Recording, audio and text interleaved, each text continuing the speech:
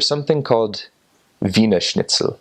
In English, we love to call it Wiener Schnitzel. Because I look at all these hot dogs that we have, and I think to myself, that is not a Wiener Schnitzel. It's a meat cutlet or sorts or something that you bread and you fry, basically. But there's so much that you can do with it. The chocolate is incredible. I bought a whole bunch of chocolate before I left and put it in my suitcases and brought it home so my family could have some. There are people of order. There's a way things are. There's a way we do things, and it works. So let's do it that way. And the more that I was there, the more I just thought, I love this. The more I thought, this is what I've been wanting to have like my entire life back home in America. People who think this way, people who act this way, who understand this. The train system is so capable. I just found it so incredible that while, yeah, a lot of people had cars, you didn't need it. You could take a train from one end of the country to another, hop a bus, and then be exactly where you needed to be. And yeah, it's got its problems, but it was just so impressive to me that it was as good as it was. And it was incredible. Some fun cultural things you can get while you're there. You definitely need to look into the Trachten. The Trachten is so cool. That's like the lederhosen and the dirndl, like the traditional leather pant getup that they have, and the dresses for the women and stuff. Very, very, very nice. You got to have the money to get the quality stuff, but if you can go for it, I recommend it. Don't have any myself, but I definitely think if I ever or whenever I go back, you know, whether that be to visit or academic or work or whatever else, I'm definitely going to look into picking some of that up. You don't just go ask a random stranger how you doing when you're walking down the street. If you ask them how they're doing, in their culture, that means you're literally willing to sit down and talk with them about the cancer they might have just found out they had.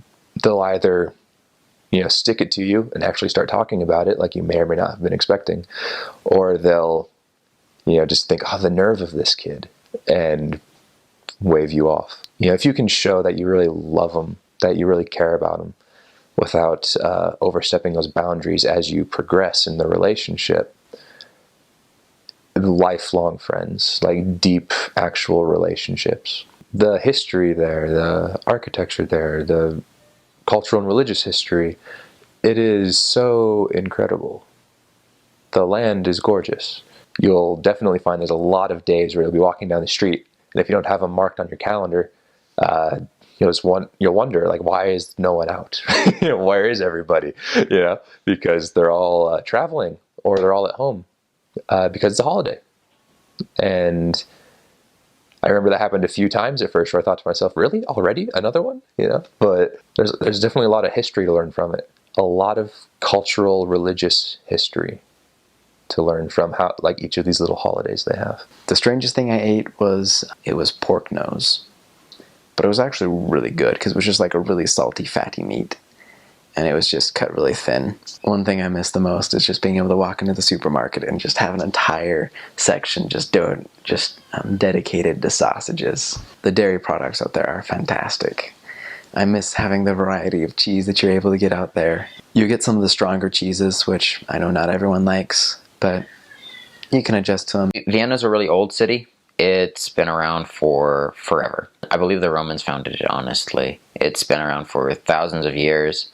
It used to be the capital of a great empire. It's still the capital of an empire. Vienna, it's got a lot of mixture from a lot of the Eastern European countries. There are Hungarians, lots of Serbians, Croatians, Turks, Bosnians, Russians, you name it. You can find them in the city. It's very multicultural. Vienna's German, if you added a little bit of French. That's kind of how I put it. They take a couple of phrases from French instead of from the German. For example, the word for a roll in German is Brötchen, but the Viennese will call them baguettes. It's definitely a different dialect, and there are several dialects within Austria. Vienna is by far the best known because it's the biggest city. The other reason I say it's like French is probably because they speak a little bit more nasally through their nose. So with High German, I mean, if you just wanted to say, how are you? It's good to meet you. You say, wie geht es dir? Hallo, wie geht es dir? Es freut mich, Sie kennenzulernen. Austrian German would only be slightly different, but the accent sounds very different. So you say, Servus, wie geht's dir? Es freut mich, Sie kennenzulernen.